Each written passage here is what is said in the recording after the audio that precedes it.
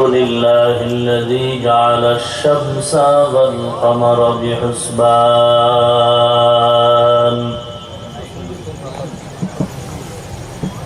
والنجم والشجر يسجدان وفضل زمانا على زمان كما فضل مكانا على مكان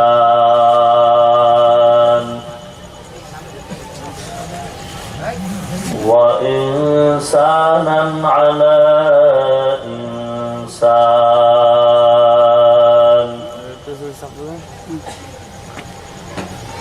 ونشهد أن لا إله إلا الله وحده لا شريك له لا ضد له ولا ند له ولا مثل له ونشهد أن سيدنا وسندنا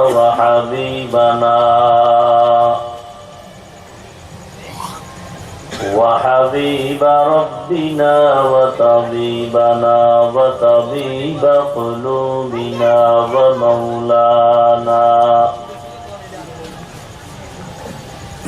ومولانا محمدا عبده ورسوله صلى الله تعالى عليه وعلى آله وأصحابه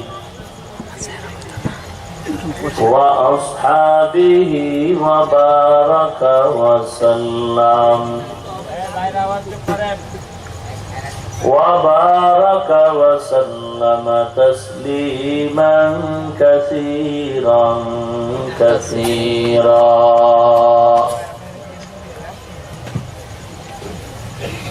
الذي أرسله الله تعالى بالحق بشيرا ونذيرا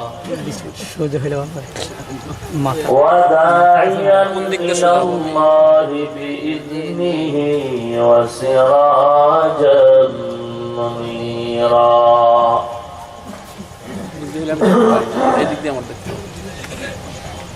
أما بعد فأعوذ بالله من الشيطان الرجيم بسم الله الرحمن الرحيم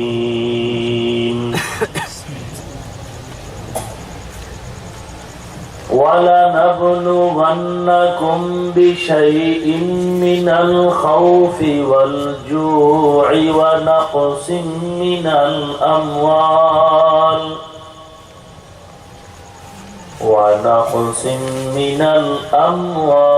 والأنفس والثمرات وبشر الصابرين. وقال النبي صلى الله عليه وسلم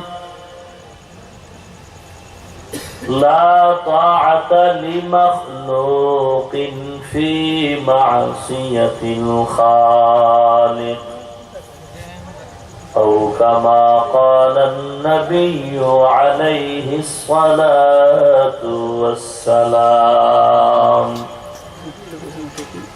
صدق الله مولانا العظيم وصدق رسوله النبي الكريم ونحن على ذلك من الشاهدين والشاكرين والحمد لله رب العالمين. اللهم صل على روح محمد في الأرواح وعلى جسد محمد في الأجساد وعلى قبر محمد في القبور दुर्फशानी ने तेरे कतरों का दरिया कर दिया दिल को रोशन कर दिया आँखों का बीना कर दिया बलगल उला बिकमालिही कशफत तुजा बिजमालिही हसनत जमीअ खिसालिही सल्लु अलैहि वालिही मुअल्ला ستدفن عن قريب في التراب له ملك ينادي كل يوم لدول الموت وبلول الخراب قليل عمرنا في دار دنيا ومرجعنا إلى بيت التراب لا إله إلا الله لا إله إلا الله لا إله إلا الله لا إله إلا الله لا إله إلا الله لا إله إلا الله لا إله إلا الله لا إله إلا الله لا إله إلا الله لا إله إلا الله একটা রুমালে নেন বা বাইরে নেন ইল্লাল্লাহ লা ইলাহা ইল্লাল্লাহ মুহাম্মাদুর রাসূলুল্লাহ سبحانك لا علم لنا إلا ما علمتنا إنك أنت العليم الحكيم رب اشرح لي صدري ويسر لي أمري واحلل عقدة من لساني يفقه قولي निकलेगा ज़माना आखिर अहले बिदअत निकलेगा ज़माना आखिर अहले बिदअत इस्लाम में नई नई बातें कर इजाद इस्लाम में नई नई बातें कर इजाद अरे बंदाए खुदा रहो हर दम में तो होशियार हो अरे बंदाए खुदा रहो हर दम में तो होशियार हो बिदअत का जो बदबू करे तुमको ईमान बर्बाद बिदअत का जो बदबू करे तुमको ईमान बर्बाद জামিয়া বিন নুরিয়া কর্তৃক আয়োজিত দুদিন ব্যাপী ওয়াজ মাহফিলের আজ সমাপনী দিন 5 মার্চ 2016 অধ্যকার মহতি মাহফিলে উপস্থিত মুহতারাম সম্মানিত সভাপতি প্রধান অতিথি বিশেষ অতিথিবৃন্দ মুআজ্জাজ ও মুকাররম জাতির মাথার মুকুট ওয়ারাসাতুল আম্বিয়া হযরত উলামায়ে কেরাম দূর দূরান্ত থেকে আগত আল্লাহ পাকের আশিকিন, জাকিরিন, শাকিরিন, মুহিব্বিন, মুরব্বিয়ান, আওয়াম, কলিজার টুকরা আমার সমবয়সী যুবক বন্ধুগণ, স্নেহের ছোট ভাই, পর্দার আড়ালে অবস্থানরত শ্রদ্ধা সম্মানিতা মা ও বোনেরা, রব্বুল আলামিনের দরবারে লাখ কোটি শুকর ও সুজুদ যে আল্লাহ রব্বুল আলামিন এই ফিতনার জামানায় কোরআন ও সুন্নাহর ভিত্তিতে সহিহ তরিকায় কিছু কথা বলার জন্য, শুনবার জন্য আমাদেরকে কবুল ও মঞ্জুর করেছেন। নেয়ামতের শুকর আদায়ার্থে মুসলমান হিসেবে ঈমানের আওয়াজকে উঁচু করে এক আওয়াজে উচ্চ কণ্ঠে সকলেই কালিমাতুশ শুকর উচ্চারণ করি, আলহামদুলিল্লাহ।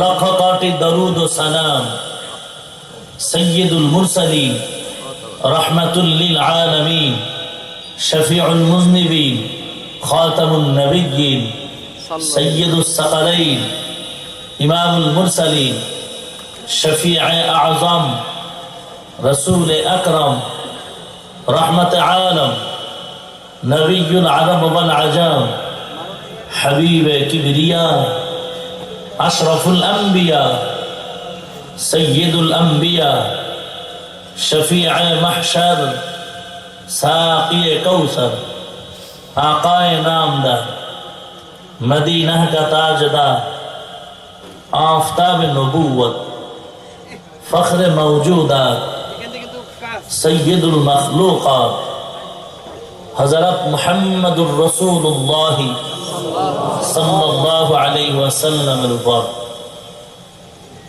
কিছু কথা বলার নিয়তে পবিত্র কালামে পাকের সূরাতুল বাকারার 155 নম্বর আয়াত পড়েছি। বিশ্ব নবী, শেষ নবী, মহানবী, শ্রেষ্ঠ নবী, জিন্দা নবী, হায়াতুন নবী সাল্লাল্লাহু আলাইহি ওয়াসাল্লামের অসংখ্য অগণিত অমীয় বাণী হাদিস শরীফের মধ্য থেকে এক টুকরা হাদিস পড়েছি। তিলাওয়াতকৃত আয়াতে কারিমা ও হাদিসে পাকের আলোকে সহিহ তরিকায় কিছু কথা আমাকে বলার জন্য, আপনাদেরকে শুনবার জন্য তৌফিক, হিম্মত, শক্তি, সাহস আল্লাহ দান করুন, আমিন। ওয়ালা নাবলুওয়ান্নাকুম, অবশ্যই আল্লাহ মুমিনকে পরীক্ষা করবেন মিনাল খাউফ, ভয়ের মাধ্যমে, ওয়াল জু', ক্ষুধার মাধ্যমে, ওয়া নাকসিম মিনাল আমওয়াল, সম্পদের ঘাটতির মাধ্যমে, ওয়াল আনফুস, জীবনের ঘাটতির মাধ্যমে, ওয়াস সামারাত, ফল ফসলের ঘাটতির মাধ্যমে। সুসংবাদ তাদের জন্য যারা ধৈর্য ধারণ করে থাকবেন। পয়গম্বর বলেন, আল্লাহকে অসন্তুষ্টি করে পৃথিবীর ভিন্ন কারো আদেশ নিষেধ মেনে চলা সম্পূর্ণরূপে হারাম। এ হলো হাদিস ও আয়াতের সংক্ষিপ্ত তরজমা। এবার সংক্ষিপ্ত অনুবাদ। পৃথিবীতে আল্লাহ পাক রব্বুল আলামিন আমাদেরকে পাঠাবার পূর্বেই, অনেক পূর্বে আমাদের প্রয়োজনীয় যা ব্যবস্থা করে দিয়েছেন। দুনিয়াতে মানুষ চলতে গেলে পানির প্রয়োজন, আলোর প্রয়োজন। আল্লাহ পানির ব্যবস্থা করলেন, রাস্তার ব্যবস্থা করলেন, আলোর ব্যবস্থা করলেন, রিজিকের ব্যবস্থা করলেন, ঘুমানোর ব্যবস্থা করলেন। বালিশ লাগবে, বালিশের তুলা লাগবে, আল্লাহ ব্যবস্থা করে দিলেন। রাস্তার প্রয়োজন, রাস্তা দিলেন। নদীর প্রয়োজন, আল্লাহ ব্যবস্থা করে আগেই দিলেন। আলোর প্রয়োজন, চাঁদ সূর্য দিয়ে আলোর ব্যবস্থা করে দিলেন। এই সব ব্যবস্থাপনা করার পরে জমিনে প্রথমে আল্লাহ পাঠালেন আগুনের তৈরি জিন। কোন এক ঘটনার চক্রে তাদেরকে বিতাড়িত করে পাঠালেন নূরের তৈরি ফিরিস্তা। চূড়ান্ত সিদ্ধান্তে আল্লাহ পাক পাঠালেন মাটির তৈরি বাশার, মানুষ। সব আয়োজন মানুষের জন্য। সব আয়োজন কার জন্য? আর মানুষ কিসের জন্য? না মাস্তানি করার জন্য, গাদ্দারি করার জন্য, চুরি করার জন্য, ডাকাতি করার জন্য, অহংকারী ভাব দেখাবার জন্য না, মানুষ হলো আল্লাহর গোলামির জন্য। নাকি অনর্থক? এমনি আমাদের বানাইছেন? এই বিশাল আসমান জমিন সব আমাদের জন্য বানালেন। এত কিছু বানাবার পেছনে কোনো কারণ নাই? কথা বলেন। অবশ্যই আছে, কিন্তু মানুষ মনে করে অনর্থক আসছে, টাকার পেছনে দুনিয়া ঘুরে, তো আমরা ঘুরলে দোষ কি? মানুষের ধারণাটা সম্পূর্ণ অনর্থক ধারণা। এত বিশাল আয়োজন মানুষের জন্য অনর্থক নয়। মানুষ তুমি ভেবেছ অনর্থক, অসম্ভব। আফাহাসিবতুম আন্নামা খালাকনাকুম আবাসা আফাহাসিবতুম أنما خلقناكم عبثا وأنكم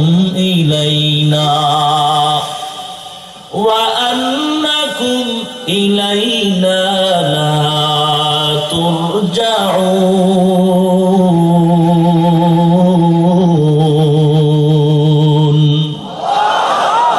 আরো জোরে। আমার দেশ, এদেশের আমি মুসলমান নাগরিক, মাস্তানি আমাদের চলবে, অন্য কারো কথা বলার চান্স নাই। কেউ কথা বলতে চাইলে ঘাট ধরে বসায় দিতে হবে। আমরা জমিনের বাহাদুর। পৃথিবীর সব বেঈমানেরা মুসলমানকে কর দিয়ে কথা বলেছে, আর বাহাদুরি করেছে মুসলমান। অতএব মুসলমানের দেশে আবার অন্য কারো বাহাদুরি মেনে নেওয়া যায়? বাহাদুরি চলবে শুধু মুসলমানের। অন্যরাও কথা বলতে চাইলে সুযোগ আছে, তবে কণ্ঠের আওয়াজ আমাদের উপরে উঠতে দেয়া যাবে। বুঝে আসছে? আর মুসলমানের মধ্যে আমগো টুপিওয়ালা, দাড়িওয়ালা, নামাজি, রসুলের আদর্শবান উম্মতের আওয়াজ আরো বড় হবে। কারণ আমরা নিরপরাধ, আমরা নিষ্কলঙ্ক, আদর্শবান এদেশের মুসলিম নাগরিক, মদিনাওয়ালা নবীর উম্মত। আমরা দুর্নীতিবাজ, চোর, আমাদের দ্বারা দেশের কোনো ক্ষতি, আমাদের দ্বারা সরকারেরও কোনো ক্ষতি হয় নাই, বরং চোখে আঙ্গুল ঢুকাইয়া প্রমাণ দিতে কইলে পারি যে আমাদের দ্বারা দেশের উপকার, সরকারের উপকার হচ্ছে। কি বলেন? না সন্দেহ আছে? অতএব আওয়াজ বড়টাই দিতে হবে। শিয়ালের ভ্যানবানি নয়, আওয়াজ হবে সিংহের গর্জনের মতো। রাজি আছেন তো? ভয় পাচ্ছেন? কেন ভয়? কোনো ভয় আছে? যাকে আপনি ভয় পাচ্ছেন সেও তো জেলখানার মেহমান। কথা বলেন না কেন? আমরাও জেলখানায় গেলে কোনো টেনশন নাই, কারণ মুমিনের জন্য জেলখানা ইবাদত খানা। এই টেনশন নাই, কারণ এই টেনশন টুপিটা ঢুকাবার আগেই সাইজ করছে।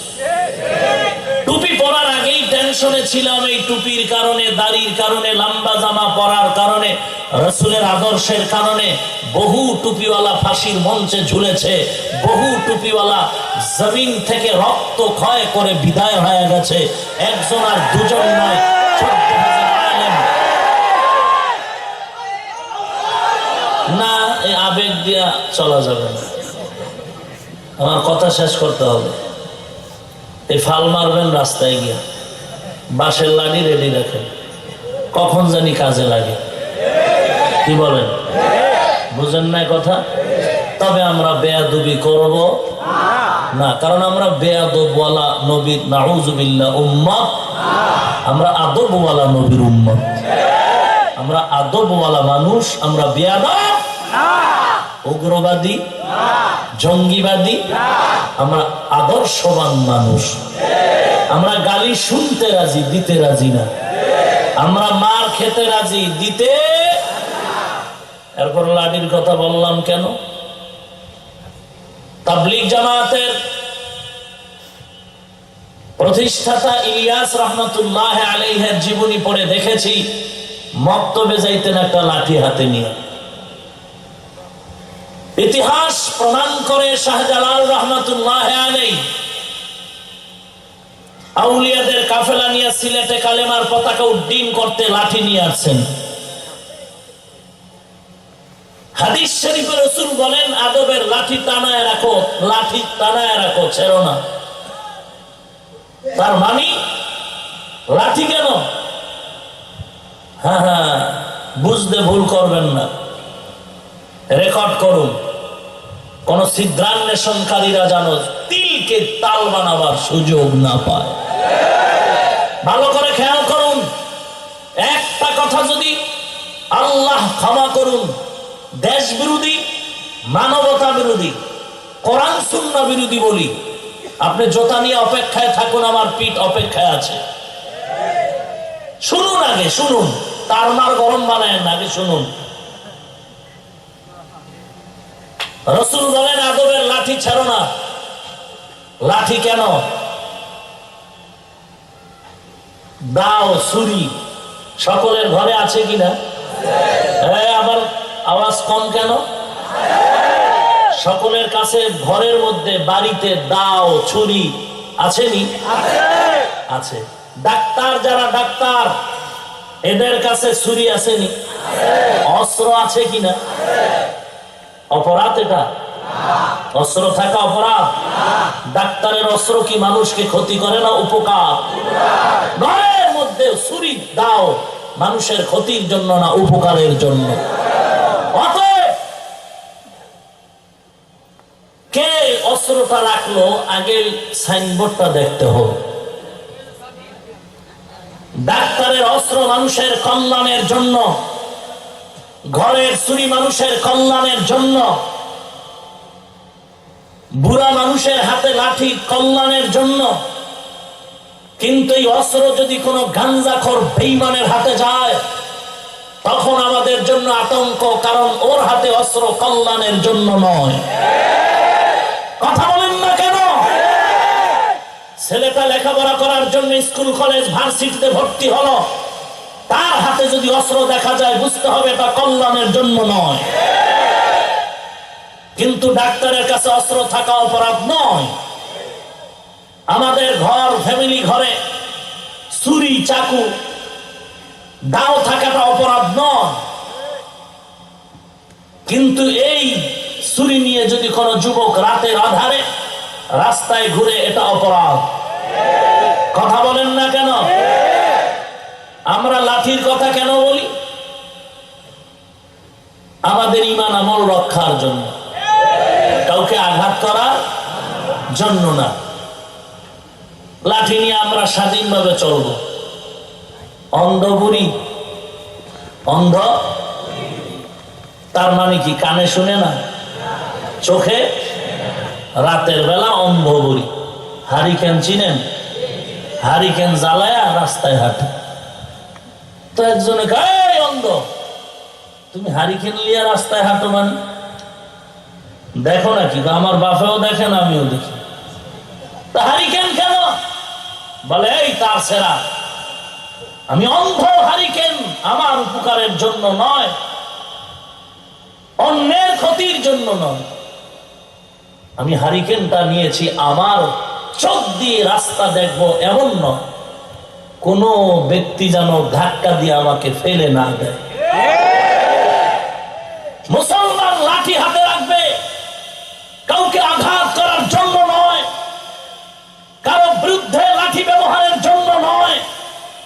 মুসলমান লাঠি রাখার মানে হলো, নামাজ পড়তে দাঁড়ালো, পাগড়ি মাথায়, কোন বেঈমান যদি পাগড়ি ধরে টান দেয়, কোন বেঈমান যদি আমাদের জায়নামাজ সরিয়ে ফেলে, তখন আমাদের পাগড়ি আর লাঠি ঠিক রাখার, পাগড়ি আর জায়নামাজ ঠিক রাখার জন্য হয়তোবা লাঠি প্রয়োজন হতে পারে। ক্লিয়ার? আল্লাহ আমাদের হেদায়েত দান করুন।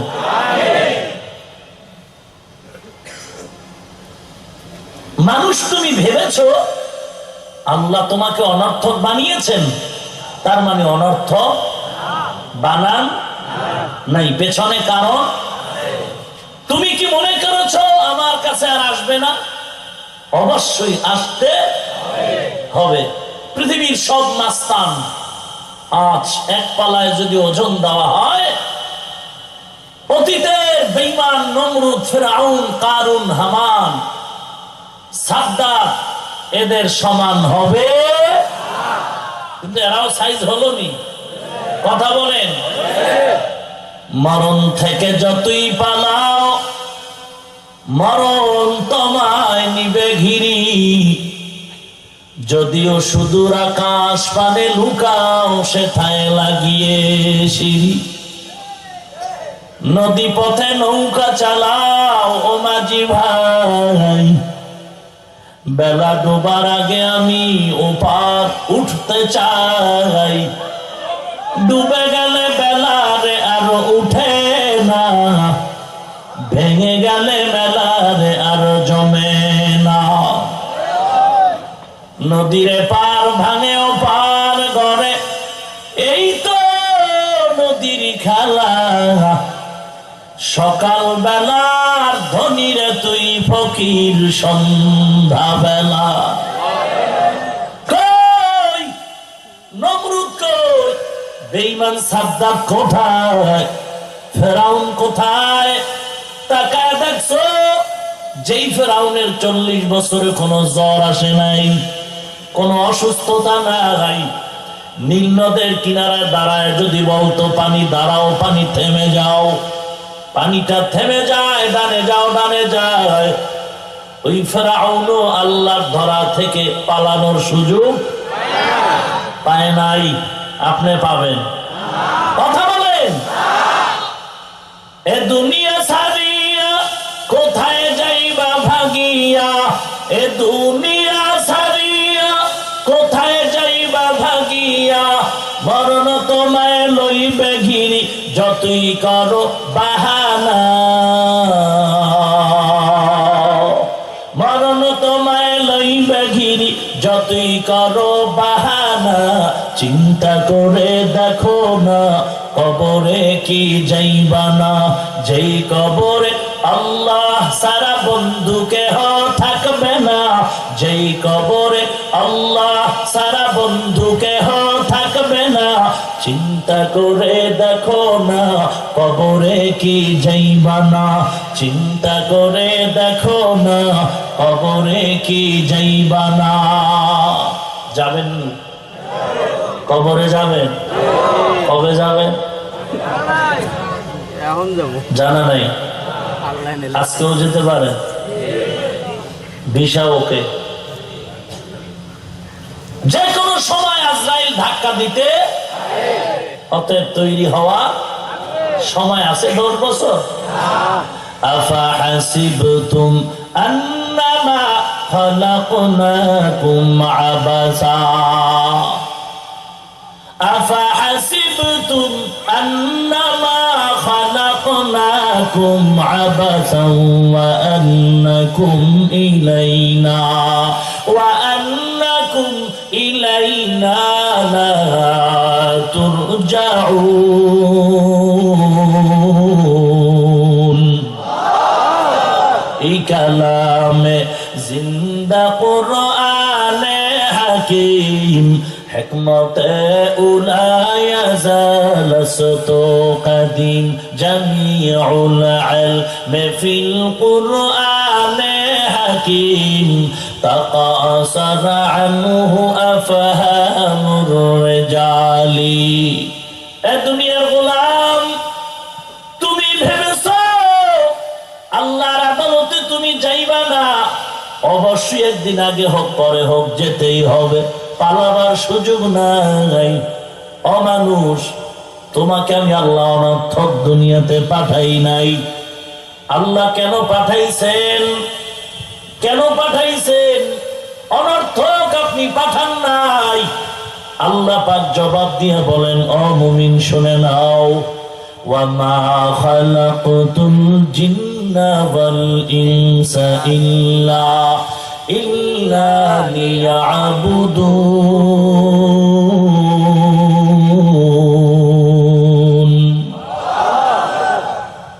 মানুষ আর জিন পাঠাবার পেছনে কারণ আমার ইবাদত করার জন্য মানুষ পাঠালাম। কার ইবাদত? আরো জোরে বলেন।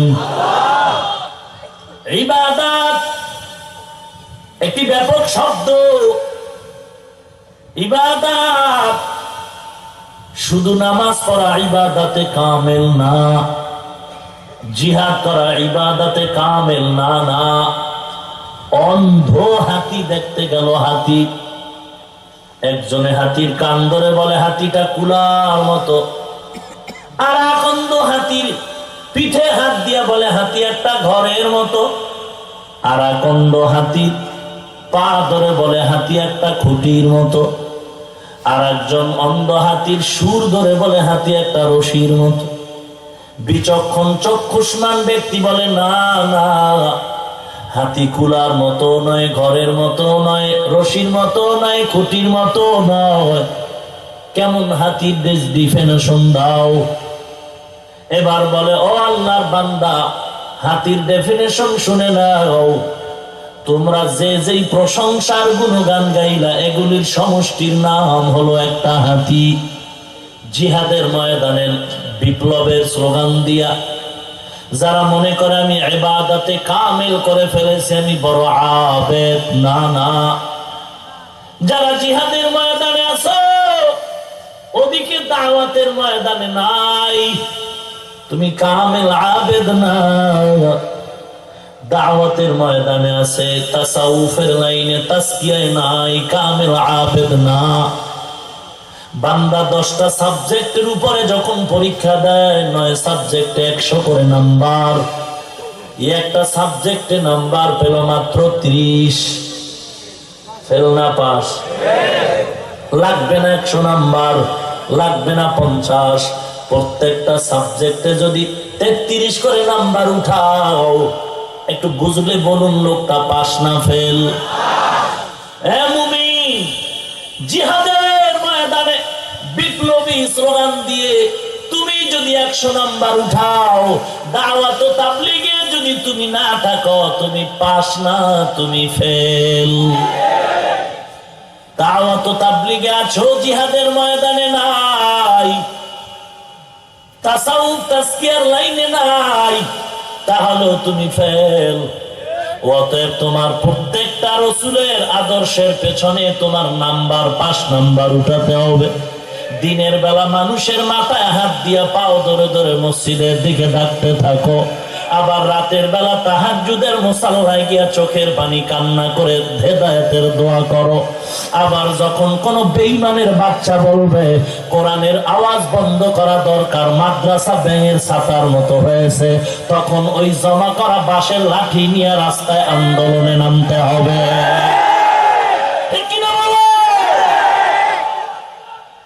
মুসলমানি বুয়াদ গরদান মেহাদান এনানে খুতবা দস্তে খাজা দাদান গর্ব সুরত আদমি ইনসাবুদে আহমদ বু জাহলো হামেক সাবুদে আদমিরা আদমিয়ত লাজম মুস্তাউদেরাগর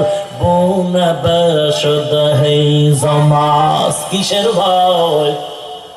হাত আমার দুটো আছে, 10টা আঙ্গুল আছে, আমার হাত একটা কম না। আমিও বাঙালি, এদেশের জমিনের খানার রক্ত আমার গায়ে আছে। বড় আমি তোমার থেকে ভালো খাই, বেশি খাই, কথা বল না কেন? আমারও হাত আছে, পা আছে, চোখ আছে, আমিও 3 বেলা খাই, তুমিও 3 বেলা খাও, আমিও ঘুমাই, তুমিও ঘুমাও, বরং তোমার থেকে ভালো খাই এবং বেশি খাই। অতএব শক্তি মোটেও কম নাই, বরং খানার শক্তির থেকে আরো শক্তি বেশি, ইমানের শক্তি, আমলের শক্তি। এতগুলো শক্তি নিয়ে তো বেঈমানকে ভয় পাওয়ার কিচ্ছু নাই। আল্লাহর মোহাব্বত নিয়ে যদি সামনে আগায় যাও, আদব রক্ষা করে আমরা কাউকে গালমন্দ করব না, গালি দিব না, উগ্রতা দেখাবো না, উশৃঙ্খলতা দেখাবো না, কারণ আমরা আদবওয়ালা নবীর উম্মত। কারণ আমরা যদি মেজাজটা গরম করে বেয়াদবি করে রাস্তায় নামি, তাহলে আমগো টুপিওয়ালারাই যথেষ্ট এই জমিন থেকে বেঈমান ধূলিসাৎ করতে 1 ঘন্টাটাই। আমরা টুপিওয়ালারাই কিচ্ছু লাগবে না, ইমানের শক্তি, আমলের শক্তি। কথা বলেন না কেন?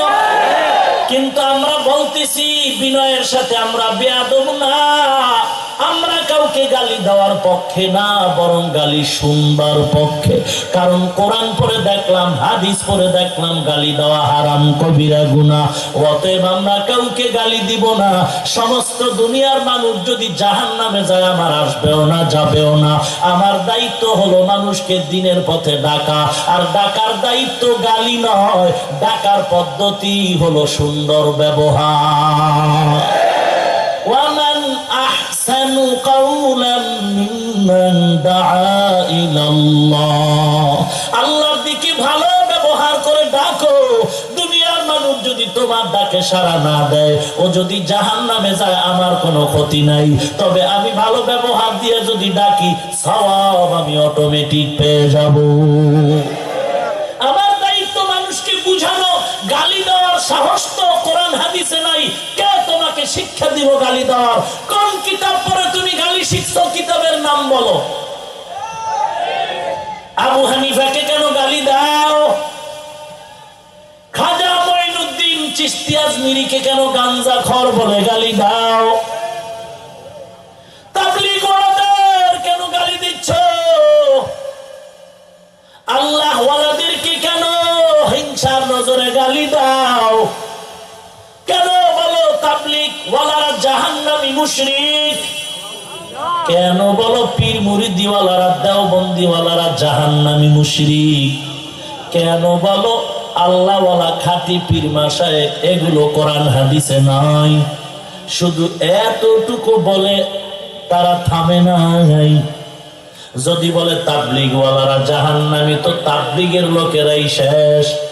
যদি বলে পীর মুরিদির লাইনে যারা দৌড়ায় তারাও জাহান্নামী, তারাও শেষ। যদি বলে মাযহাবপন্থী দেওবন্দীরা জাহান্নামী, তারাও শেষ। কিন্তু আমার জমিনের মধ্যে এমন কিছু আল্লাহর বান্দা আছে, পীর মুরিদির লাইনও নাই, তা তাবলীগের লাইনও নাই, জিহাদের লাইনও চিল্লাবার টাইম নাই। আমার দেশের কিছু মানুষ মাযহাবের লাইনও বুঝে না, বলে এ সমস্ত মানুষগুলো আশা করা যায় জান্নাতে যাবে। বলে না না, তারাও জাহান্নামে যাবে। তাদের জাহান্নামে যাওয়ার সূত্রটা কি? বলে কালেমার ভেজাল। বলে কেমন ভেজাল? বলে লা ইলাহা ইল্লাল্লাহ মুহাম্মাদুর রাসূলুল্লাহ। এই কালেমাটা কুফরি কালেমা, এই কালেমা ওয়ালারাও জাহান্নামী। আসতে বললেন কেন? ওদের দালাল আছেন নাকি? এই ওদের দালাল আছে? জোরে নাউজুবিল্লাহ। এ আওয়ামী লীগ ওয়ালারা, বিএনপি ওয়ালারা, যারা আপনারা পীর মুরিদিও বুঝেন না, তাবলীগও বুঝেন না, যারা মাযহাবের লাইনেও নাই, আশা ছিল জান্নাতে যাবেন, কারণ আমরা তো পীর মুরিদিদের একেবারে শেষ। আপনাকেও ঢুকাইছে, কারণ কালেমা কি আওয়ামী লীগের আলাদা নাকি? না এই কালেমাই? কথা বলেন না, নতুন কালেমা? তাহলে তারা ফতুয়া দিছে টিভি থেকে, এই কালেমা কুফরি কালেমা। এবার কই যাইবেন আপনারা? একটু হিসাব মিলান। কি দুঃখ, কি দুঃখ! 40 বছর এই জমিনের পথহারা মথহারা আল্লাহর গোলাম, টুপি চিনে না, আল্লাহর ঘর মসজিদ চিনে নাই। আল্লাহ ওয়ালারা পীর মাশায়েখ শাহজালাল, শাহ ফরান, শাহ আমানত, পীরজি হুজুর, হাফিজজি হুজুর, শামসুল হক ফরিদপুরি, হাজী শরীয়তুল্লাহ রাহমাতুল্লাহ আলাইহি, কুজানির কারি ইব্রাহিম, চরমনার জমিনে ঘুমন্ত সৈয়দ ইসহাক, ফজলুল করিম রাহমাতুল্লাহ আলাইহি, এরকম লাখো লাখো পীর মাশায়েখ, তাবলীগ ওয়ালাদের মুরব্বীরা মানুষের পায়ে হাত ধরে ধরে মানুষকে নামাজি বানালো, মসজিদে ঢুকাইয়া মুসলমানের সাজানো সংসার তৈরি করে গেল। আমার মতো মোল্লা না, আমার মতো আলিফ বাতা পড়নেওয়ালা না। এই জমিনের মধ্যে লক্ষ লক্ষ লক্ষ সাধারণ লাইনের মুসলমান, দাড়ি টুপি ছিল না, ইংরেজি লাইনের মুসলমান, RAB, army, police, BDR, doctor, professor, engineer, সাংবাদিক, সাহিত্যিক, কবি, ওসি, ডিসিএসপি, আইজি, উকিল, ব্যারিস্টার, এইরকম স্কুল কলেজের ছাত্র আজ এই তাবলিগওয়ালাদের মেহনত আর পীর মাশায়েখের বয়ানের দ্বারা আজকে বান্দা দাড়িওয়ালা, 5 ওয়াক্ত নামাজি। এরা সব জাহান্নামী না, আর তোমরা জান্নাতি। তাড়াতাড়ি তওবা করো, বাটপারি ছাড়ো। 40 বছরে মুসলমানের সাজানো সংসারকে আজ ডিভাইড করে যারা, মুসলমান থেকে ভিন্ন করে, আলেমদের থেকে আলাদা করতে চায়, আর বলে কালেমাও চলবে না। গাজীপুর, ঢাকারও দূরে গাজীপুর শালনা এলাকায় ইমাম সাহেব জুমায় খুতবা দেয়, মাথার উপরে মেহরাবে একটা পিলার আছে, বিম আছে চিকন আকারে, টাইলস লাগানো, উপর থেকে লেখা আছে টাইলসে লা ইলাহা ইল্লাল্লাহু মুহাম্মাদুর রাসূলুল্লাহ। কালেমার ডানে আছে আল্লাহ, বাম পাশে আছে ব্র্যাকেটে মুহাম্মদ সাল্লাল্লাহু আলাইহি ওয়াসাল্লাম। বলে ভাঙ ভাঙ, এ কালেমা চলবে না। বলে সমস্যাটা কোথায়? লা ইলাহা ইল্লাল্লাহর মাঝে। বলে না, লা ইলাহা ইল্লাল্লাহ বলে কোনো সমস্যা নাই, সমস্যাটা হলো মুহাম্মদ নিয়া, মুহাম্মদুর রাসূলুল্লাহর মাঝে সমস্যা। আমরা জীবন ইতিহাস ঘেটে ঘেটে দেখলাম দুনিয়াতে বেঈমান আবু জাহালও আল্লাহকে মেনেছে, ফেরাউন আল্লাহ একজন স্বীকার করেছে, ইহুদি আর খ্রিস্টানেরাও আল্লাহ একজন স্বীকার করেছে, কিন্তু দ্বন্দ্ব ছিল তাদের ভেতরে মুহাম্মদ। ইহুদিরাও মুহাম্মদ শব্দ সহ্য করতে পারে নাই, খ্রিস্টানরাও মুহাম্মদ শব্দ সহ্য করতে পারে নাই। অতএব আজকেও যারা বলে লা ইলাহা ইল্লাল্লাহর মধ্যে সমস্যা নাই, মুহাম্মদের মধ্যে সমস্যা, আমরাও বুঝতে বাকি নাই তারাও হয়তো ইহুদি আর খ্রিস্টান বেঈমানের দালাল। ভাইরা আমার, যদি কোরআন হাদিস অনুযায়ী ভুল থাকে ধরিয়ে দাও, ভুল স্বীকার করে তওবা করে নেই। কেন সাধারণ মানুষকে বিভ্রান্ত করে মুসলমানের সংসারকে ভেঙে দিতে চাও? 40 বছর এই বাংলাদেশের মাদ্রাসায় যারা বুখারী শরীফ পড়াচ্ছেন, 40 বছর ধরে যারা তিরমিজি শরীফ পড়াচ্ছেন, মুসলিম শরীফ পড়াচ্ছেন, এরা হাদিস বুঝে না। তুমি বাংলা ইংলিশে কোরআনের কিছু ব্যাখ্যা আর বুখারী পড়ে বলো, আমি সব বুঝতে পারলাম, ধর্মীয় পণ্ডিত হয়ে গেলাম। লাকুম দীনুকুম ওয়ালিয়া দীন, বুখারীর হাদিস। ওরে তার সেরারে, লাকুম দীনুকুম ওয়ালিয়া দীন, বুখারীর হাদিস। সাধারণ মানুষকে কিভাবে হঠাৎ করে ব্রেন ওয়াশ করে, কোরআন মানো, হাদিস মানো, নবীর যুগে যা ছিল না তা মানা যাবে না। হাদিসে আছে দাঁড়ায় প্রস্রাব করা যায় তো করো। টিভির এক মুফতি সাহেবকে প্রশ্ন করা হলো, কথিত মুফতি আসলে মুফতি না, আমি তার ইতিহাস জানি, জীবনও মুফতিয়ানা কোনো জায়গায় ভরে নাই, লেখে মুফতি, লেখতে অসুবিধা কি, কালি তো আর বেশি লাগে না। ভাইরা আমার, একজনে প্রশ্ন করলো টিভির বক্তা, দাঁড়ায় প্রস্রাব করা যাবে কিনা। প্রশ্নের জবাব দিলেন, কিছুক্ষণ ভাবলেন, হ্যাঁ যাবে যাবে। নবীজিও একদিন করছে, আরো আসতে কইলেন না। আমার নবী জীবনে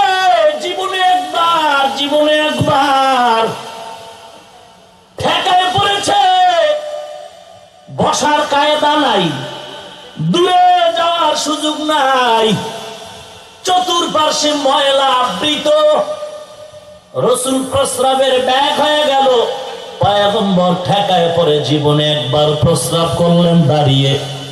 তুমি যদি দাঁড়ায় প্রস্রাব নবীর হাদিস দিয়ে প্রমাণ করে করো, তাহলে নবী করছেন একবার, নবী তো বলেন নাই বারবার করো। তাহলে হাদিস যদি মানো তুমি একবার করতে পারো, আর একবার করিয়েই যদি তুমি থেমে যাও, তাহলে এটা তো তোমার ল্যাংটা সময় আদায় হয়েছে মায়ের প্লেটে, খানার প্লেটে দাঁড়ায় ছাইরে দিছ, আদায় তো হয়ে গেছে। নবী করেছেন একবার, সমস্যায় পড়ে তুমি কেন বারবার করো? এরপরে যদি তুমি আদায় করো, ম্যাডাম কি করব? এই বদমাইশ, দাঁড়ায় প্রস্রাব নবী করছে, তো নবী তো ভেদাভেদ করে নাই যে নারী করবে না পুরুষেরা করতে পারবে। তো তুমি যদি দাঁড়ায় প্রস্রাবের হাদিস মানো, তোমার ম্যাডাম কি করবে বলো?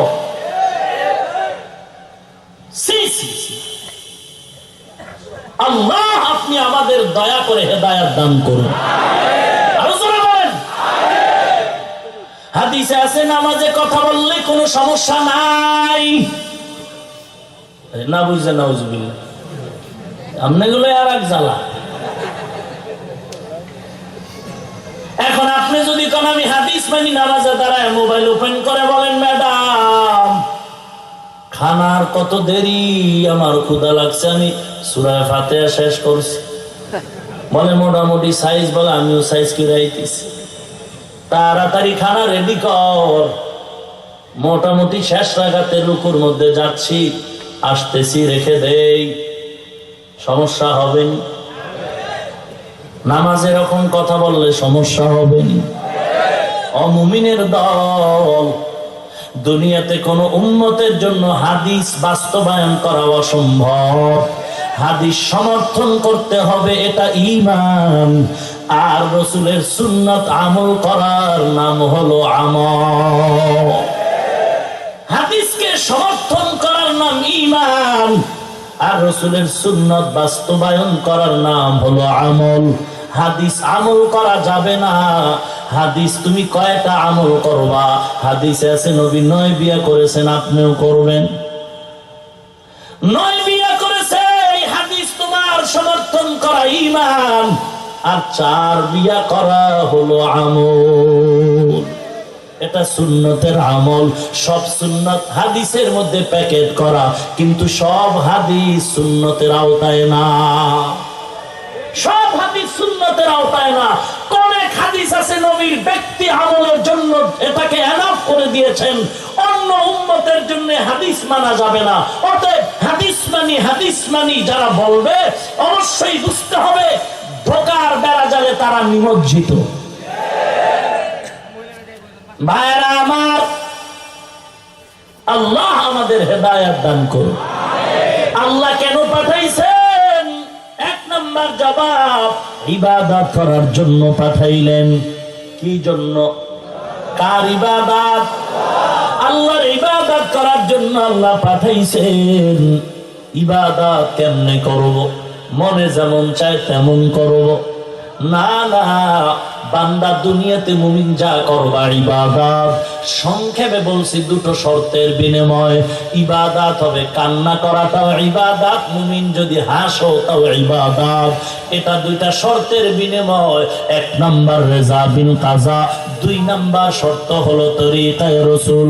আপনি আমি যা করব সব হবে আল্লাহর সন্তুষ্টির জন্য। মুমিনেরা যা করবে, যা বলবে সব হবে নবীর তরিকায়। রাসূলের আদর্শের মাধ্যমে হবে, অন্য কারো আদর্শ না। কারণ দুনিয়াতে মানুষকে মানুষ বানাবার আদর্শ হলো মদিনার আদর্শ। আর ভিন্ন আদর্শ মানুষ হয় না, মানুষ হয় জানোয়ার। 2 নাম্বার আল্লাহ কেন পাঠাইছেন? 1 নাম্বার জানলাম ইবাদত করার জন্য। 2য় কারণ আল্লাহ পাক বলেন আমি কেন পাঠাইলাম। الذي خلق الموت والحياة ليبلوكم أيكم أحسن عملا وهو العزيز الغفور।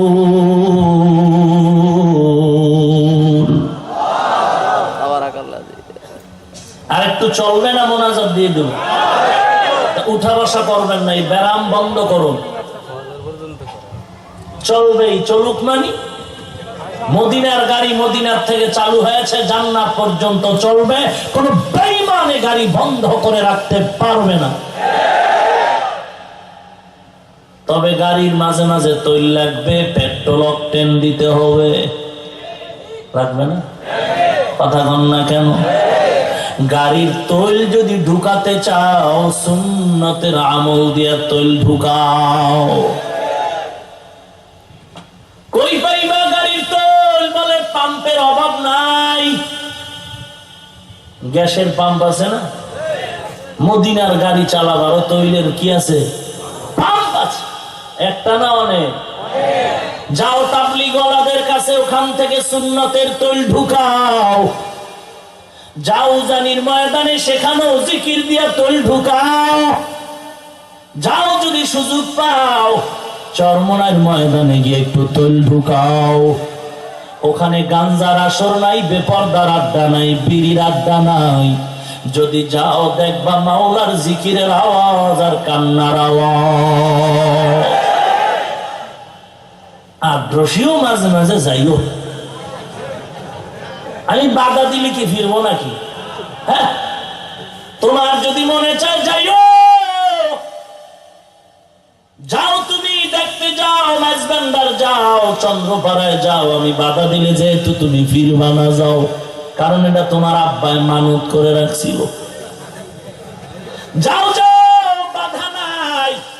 তবে মুমিন হিসাবে তোমার কাছে আমার আবদার, মাঝে মাঝে চরমনায় যাইও, টঙ্গীর ময়দানে যাইও, উজানির ময়দানে যাইও, বাহাদুরপুরে যাইও।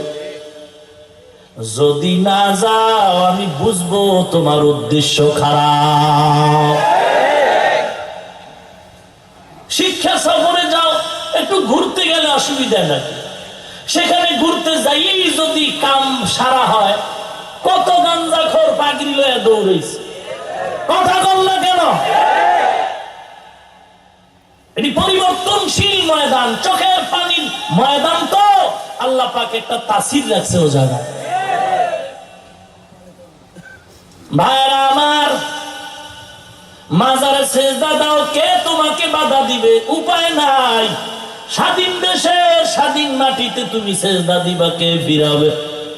তবে দাও দাও, আমি বললেও ফিরবা না। তবে তোমার কাছে মুমিন হিসাবে আবদার, তুমি একটু আল্লাহর কদমে মসজিদে গিয়াও সেজদা দিও।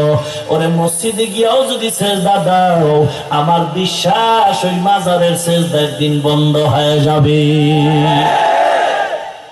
এই সিদ্ধান্বেষণ কইরেন না যে মাজারে যাইতে কইছি, আছে না কিছু বাস দাও না?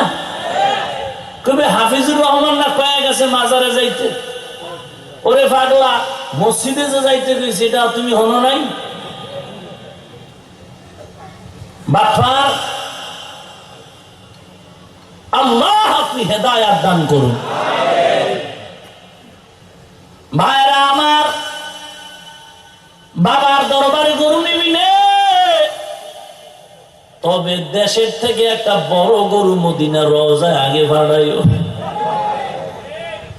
বাবার মাজারে মোম জ্বালাও, কে তোমারে বাধা দিবে? তবে সকল মাজার থেকে আমার মদিনার নবীর মাজার বড় সম্মানের মাজার, অতএব বড় মোম আমার নবীর মাজারে জ্বালাইও। এই তোমার বাপনা রুহানিয়াতের ভান্ডার, তোমার বাবা জান্না মারেফতের সম্রাট, তাহলে মোম জ্বালাইব কেন? তার আধ্যাত্মিক পাওয়ারে না দরবার আলো হয়ে যাওয়ার কথা। ও ফিউজ হয়ে গেছে, ফিউজ। কথা বলো কেন? তোমার বাবার যদি আধ্যাত্মিক পাওয়ার থাকে, তোমার বাবার আধ্যাত্মিক পাওয়ারে কবরের ভেতরেও বাতি জ্বলবে, দরবারেও বাতি জ্বলবে। 2 টাকার মোম জ্বালায়া তোমার বাবাকে অপমান করো কেন? বোকার স্বর্গের বাদশা অপমান না করলা? কথা কয় না? অপমান না করলা? তোমার বাবার আধ্যাত্মিক পাওয়ার তো বাতি, বিদ্যুতের বাতিও ফেল। তুই আসাইরা না দামের মোম জ্বালাও কেন? কথা কয় না? আল্লাহ হেদায়েত দান করুন। রাগ করেন না। আল্লাহ পাক বলেন আমি দুনিয়াতে কেন পাঠাইলাম? দ্বিতীয় কারণ হলো পরীক্ষা করে যাচাই করব কারা ভালো আমল করে, খারাপ আমল করে। মৃত্যু সৃষ্টি করলাম, হায়াত সৃষ্টি করলাম। মানুষের মরণ আগে না জীবন আগে? কথা বলেন। জীবনের পরে মরণ। আল্লাহ বলেন আমি মৃত্যু আগে সৃষ্টি করলাম, তারপরে জীবন। মৃত্যুর কথা আগে আনলেন কেন? দ্বিতীয় হলো আল্লাহ বলেন আমি পরীক্ষা করে যাচাই করব কারা ভালো আমল করে, কারা খারাপ করে। একটু প্রশ্ন আসতেছে, ও আল্লাহ আপনি কি জানেন না পরীক্ষার আগে আল্লাহ কি জানেন না কে ভালো আমল করবে কে খারাপ করবে? তার পরীক্ষা করে জানার মানেটা কি? জবাব দেওয়ার টাইম নাই, সামনে আগাই। আল্লাহ বলেন আমি পরীক্ষা করার জন্য পাঠাইলাম। পরীক্ষার কোয়ালিটি কেমন হবে? আল্লাহ পাক আমার তেলাওয়াতকৃত আয়াতে বলেন 5টা জিনিসের মাধ্যমে পরীক্ষা হবে। মিনাল খাউফ, ভয়ের মাধ্যমে, ওয়াল জু', ক্ষুধার মাধ্যমে, ওয়া নাকসিম মিনাল আমওয়াল, সম্পদের ঘাটতির মাধ্যমে, ওয়া নাকসিম মিনাল আমওয়ালি ওয়াল আনফুস, জীবনের ঘাটতির মাধ্যমে, ওয়াস সামারাত, ফল ফসলের ঘাটতির মাধ্যমে।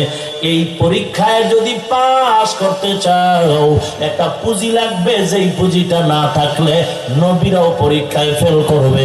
ওই পুঁজিটার নাম হলো ধৈর্য। কি নাম? আরো জোরে বলেন।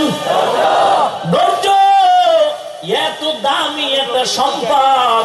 এই ধৈর্য যদি নিয়ে বান্দা কবরে যাও, আল্লাহ কোরআনে বলেন কিয়ামতের ময়দানে ধৈর্য ধারণকারী বান্দা বান্দিকে আল্লাহ বলবে আর হিসাব লাগবে না, বিনা হিসাবে জান্নাতে যাও। ইন্নামা ইউওয়াফাস সাবিরুনা আজরাহুম বিগাইরি হিসাব।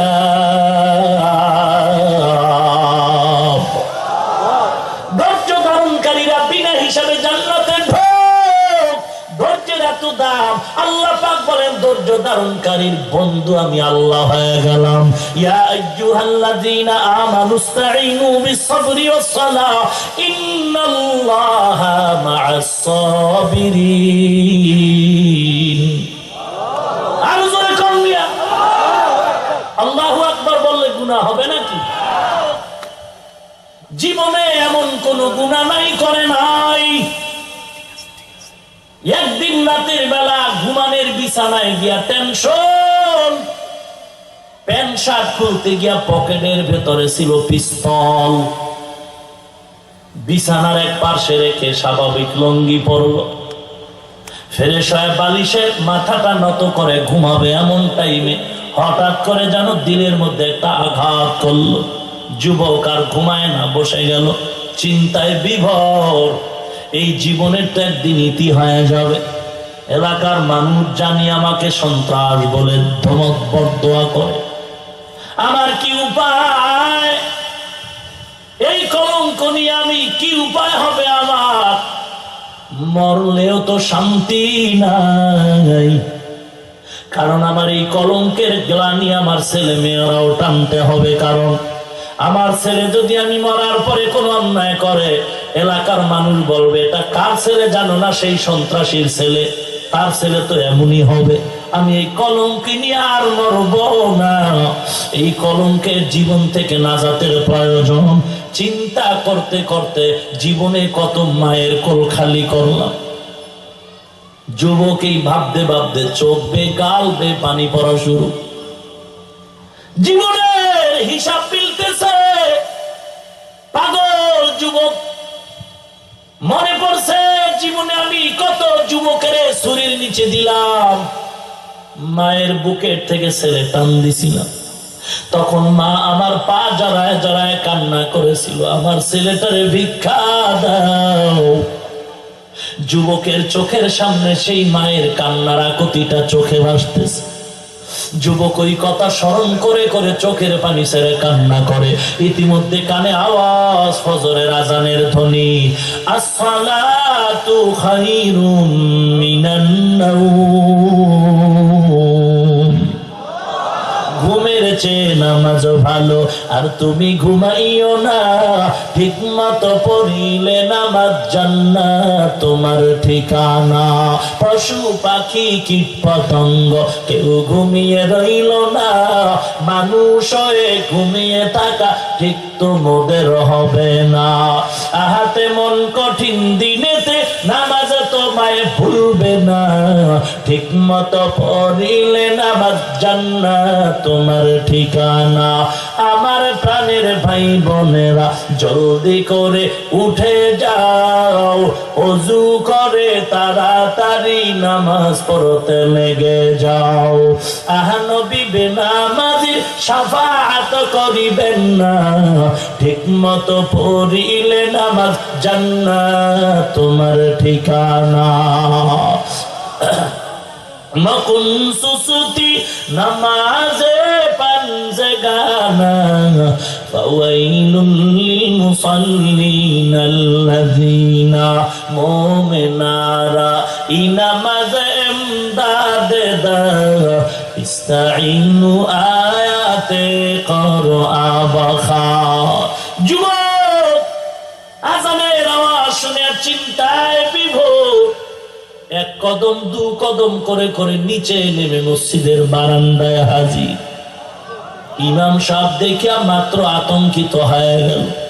যুবক বলে, ইমাম সাহেব ভয়ের কিচ্ছু নাই, আমি এখন গরম মেজাজ নিয়ে আসি না, আমি এখন নরম মেজাজ নিয়ে আসছি, মাথা নত। কি খবর?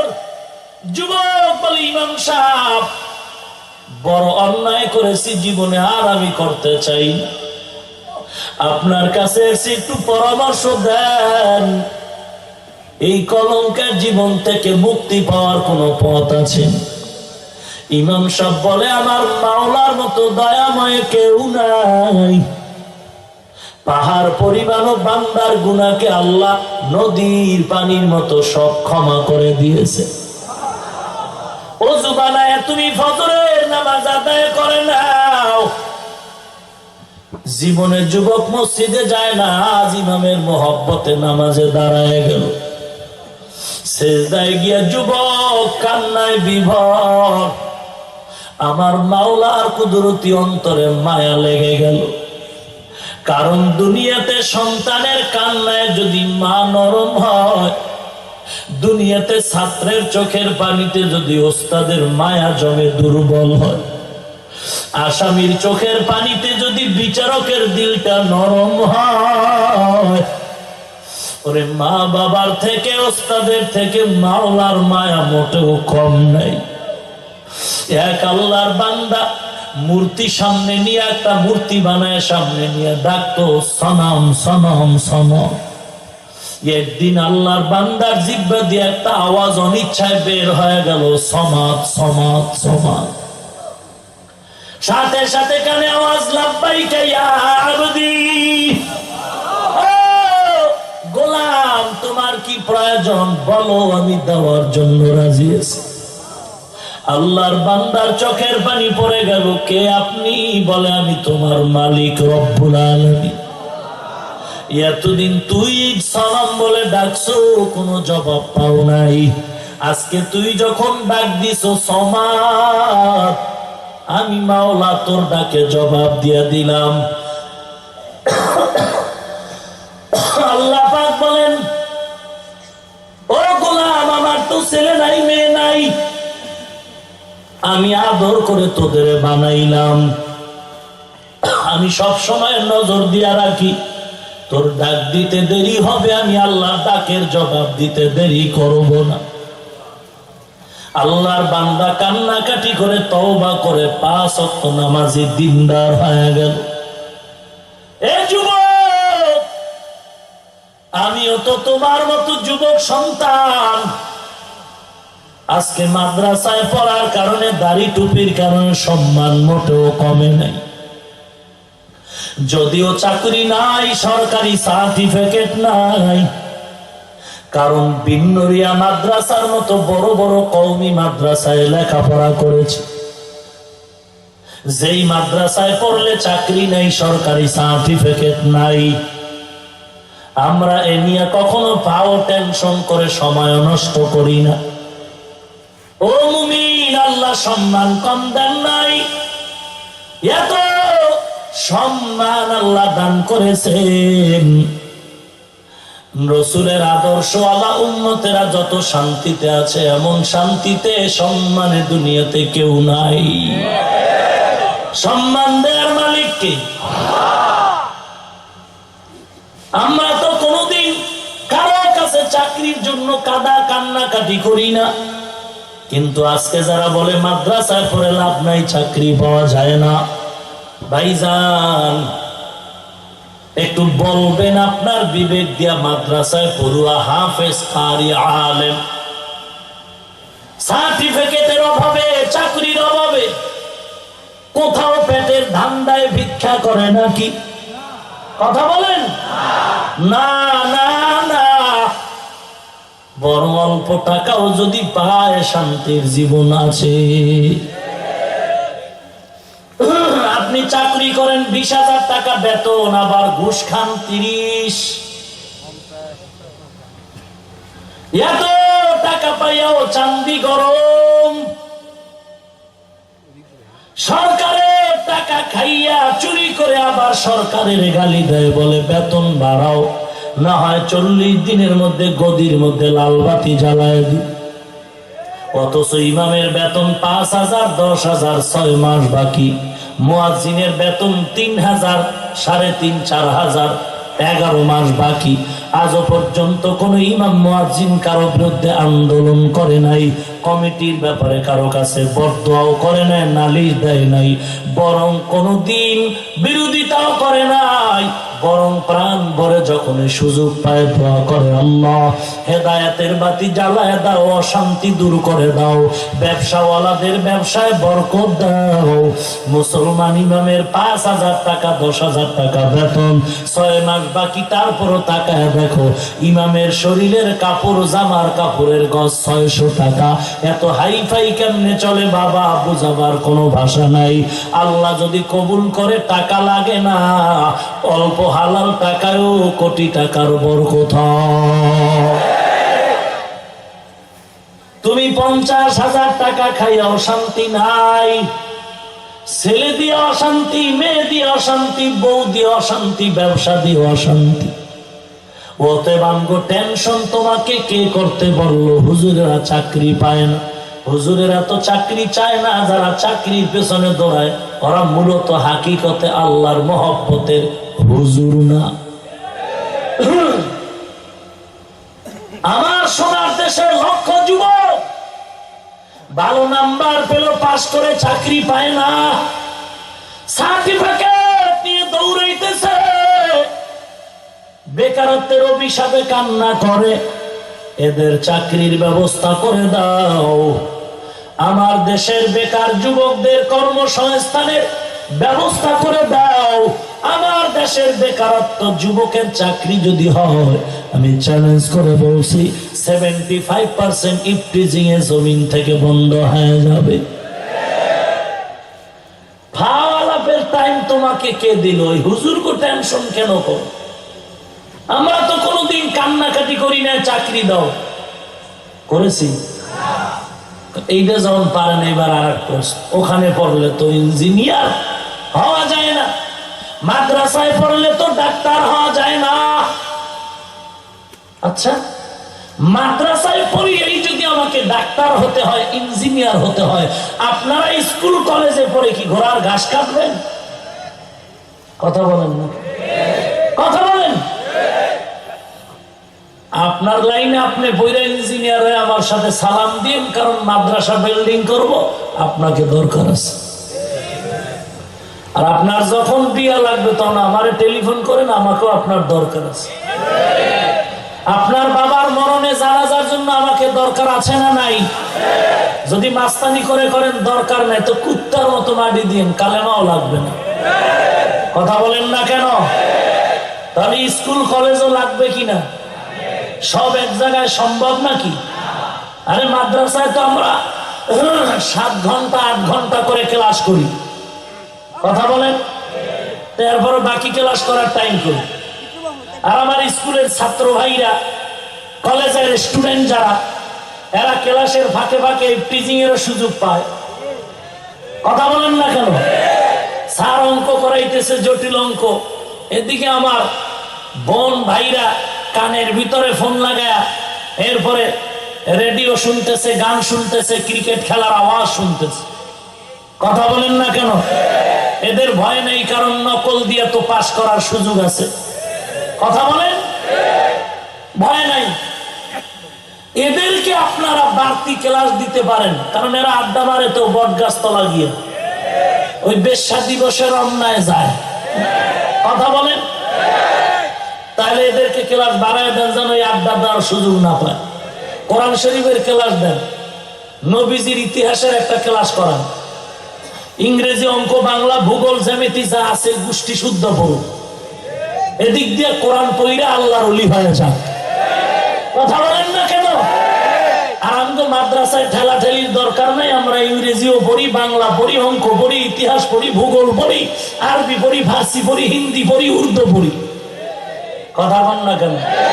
ডক্টরের ডিগ্রি আনতে বিদেশ যান, আমাদের কওমিওয়ালারা বিনা টাকায় বিনা সার্টিফিকেটের ডিগ্রি দিয়ে দিতেছে। অতএব আপনারা একটা সংবর্ধনা অনুষ্ঠান করেন সরকারের অনুরোধ করে, যে সব কওমিওয়ালাদেরকে পুরস্কার দিতে হবে, কারণ বিনা টাকায় তারা ভাষার ডিগ্রি দেয়। আমরা ফার্সি ভাষার ডক্টর, আমরা কওমি মাদ্রাসায় পড়ে হিন্দি ভাষার ডক্টর, আমরা কওমি মাদ্রাসায় পড়ে আরবি ভাষার ডক্টর, আমরা কওমি মাদ্রাসায় পড়ে ইংলিশ বাংলা ভাষার ডক্টর। অতএব আমগো তাড়াতাড়ি সার্টিফিকেট দেন, না দিলে কিচ্ছু বলবো না, কারণ বেদব না, দেখা হবে পুলসিরাতের গোড়ায়, যাইবেন কই টের ভয় দিন। কথা কন না কেন? দেশের লেখাপড়ার এত উন্নতি, তাহলে বড় লোকের ছেলেরা বিদেশ পাঠান কেন? কথা বলেন। উচ্চতর শিক্ষার ব্যবস্থা সরকারি খরচে দেশে করা যায় না? কথা বলেন। তাহলে মনটা এত ছোট কেন? টাকা তো আমরা কম দেই না। কথা বলেন। মুরব্বীর কথাটাই সত্য, দেশ চোরে ভরে গেছে। আমার কথা নেই। কথা বলেন। চোরের খনি পাইয়া বেচারে দুঃখ নিয়ে চলে গেছে, আল্লাহ জান্নাত দান করুন। আবারও আসতে কর। রাগ করলেন? রাজনীতি করলাম না, আল্লাহ আমাদের হেদায়েত দান করুন। যুবক ইমাম সাহেবের কাছে গিয়া পরামর্শ নিয়ে বলে, একটু পরামর্শ, কেমন করে জান্নাতের পথ পাই? ইমাম সাহেব বলে, যুবক তুমি আল্লাহর কাছে ভোর রাতে কান্না করো, আল্লাহকে বলো মনের আশাটা খুলে, আর যদি তুমি সুযোগ পাও একজন খাঁটি আল্লাহওয়ালার পরামর্শ নিয়ে জীবন চালাও। আল্লাহওয়ালা কই পাই? বলো ওই যে শাহ আলীর মাজার আছে, গোলাপ শাহর মাজারে যাও, মাঝে মাঝে গিয়া সেজদা দাও। নাকি বলবেন আমি শাহ আলীর মাজারের বিরুদ্ধে বললাম নাকি? আল্লাহর ওলি খাঁটি ছিল। শাহজালাল রহমাতুল্লাহ আলাইহির সাথী সঙ্গী 360 আউলিয়ার উপরে কম বেশি সবাই গোটা দেশে ছড়িয়ে ছিটিয়ে দিনের কাজ করেছেন, কিন্তু তিনি বলে গেছেন যে আমাকে সেজদা করো, গান বাজাও, গাঞ্জা খাও, নামাজ পড়বা না, রোজা রাখবা না, এমন বলেছেন? ভাইরা আমার, যুবক এইবার চিন্তা করে আল্লাহওয়ালা কোথায় পাই? ইমাম সাহেব পরামর্শ দিয়া বলে, তুমি যদি একটু কষ্ট করে জঙ্গল পেরিয়ে সামনে আগায় যাও, কিছু দূর যাওয়ার পর ওখানে একজন আল্লাহর ওলি আছে, নাম হলো আবুল হাসান। আল্লামা থানবী রাহমাতুল্লাহ আলাইহি লিখেছেন, ওই যুবক ইমামের পরামর্শ নিয়ে সামনে আগালো, জঙ্গল পেরিয়ে আল্লাহর ওলি আবুল হাসানের বাড়ি খোঁজ করে পেল। আবুল হাসানের বাড়ি দরওয়াজার সামনে দাঁড়ায়া ডাক দিছে, আসসালামু আলাইকুম, ঘরের মধ্যে কেউ আছেন নাকি, একটু জবাব দেন। প্রথম ডাকে কোনো আওয়াজ নাই, আবার যখন ডাক দিলেন ঘরে কে আছেন আওয়াজ দেন। আমি আগন্তুক জাহান্নামের আসামি এক যুবক, একটু জান্নাতের পথ পাওয়ার জন্য আসছি। ইলাজে কিবির নামক কিতাবে ঘটনা উল্লেখ করা হয়। যুবক একবার দুবার তিনবার যখন আওয়াজ দিলেন, তৃতীয়বারে কচি কণ্ঠে এক মহিলার কণ্ঠে আওয়াজ আসতেছে, কে তুমি, কে তুমি? বলে আমি এক যুবক। কেন আসছো? বলে আবুল হাসানের কাছে। কি করো বা? আমি তার হাতে বায়াত হয়ে ঈমান আমল তার পরামর্শ নিয়ে সুন্দর করে জান্নাতে যেতে চাই। মহিলা কর্কশ আওয়াজ দিয়া বলে, খবরদার, এমন বেয়াদবের কাছে খবরদার আসবি না, তাড়াতাড়ি গন্তব্যে দৌড়াও, এর কাছে বায়াত হওয়ার দরকার নাই, তুমি অন্য কোথাও গিয়ে খোঁজ নাও। যুবকের মনে কষ্ট, এত সুনাম অর্জন করলো আর তার ঘরের ম্যাডামের আওয়াজ এত খারাপ। যুবকের মাথাটা গরম, রাগ করে মনে কষ্ট নিয়ে বাড়ি। এলাকার একজনে কয়, যুবক কই যাও? বলে ম্যাডামের আওয়াজ আমার দিলটাকে ব্যথিত করলো, আর এখানে থাকবো না, বাড়ি যাই। এলাকার লোক বলে, যুবক দাঁড়াও, তুমি যদিও মনে করো ম্যাডামের ব্যবহার খারাপ, আল্লাহর ওলি খারাপ, না না, আমরা এলাকার মানুষ আবুল হাসানের চরিত্র জানি, তার মতো ভালো মানুষ এ জমিনে হতে পারে না। অতএব তুমি তার কাছে বায়াত হও আর না হও, একটু কষ্ট হলেও তার সাথে মুসাফা দেখা করে যাও। কই? বলে লোকটা গরিব তো, জঙ্গলের মধ্যে জীবন বাঁচাবার জন্য রিজিকের তালাশে কাঠ কাটে নিজের হাতে, জঙ্গলে কাঠ কেটে বাজারে বিক্রি করে তার উপরে সংসার চালায়।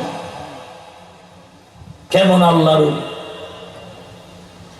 আর আমগো টাকা রাখার জায়গা নাই,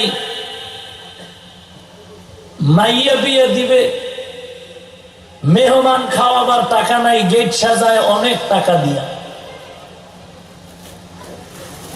উম্মতের সুন্নতের বয়ান দিবে, খবর নাই, লাল নীল রঙিন বাতি করে বাসর ঘরের মতো গেট সাজায় রাস্তার মোড়ে মোড়ে কোটি টাকা ব্যয় করে। অপচয় করা হালাল না হারাম? আল্লাহ আপনি হেদায়েত দান করুন। কই পাই আল্লাহর ওলিকে?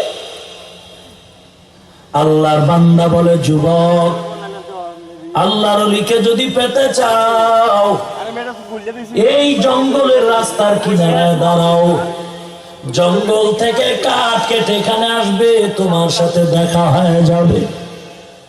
যুবক এবার এলাকার মানুষের কথার কারণে রাস্তায় দাঁড়ায় গেল, জঙ্গলের দিকে তাকায় দেখতেছেন বাঘের পিঠে এক পাগড়িওয়ালা সাওয়ার হয়ে আসতেছে।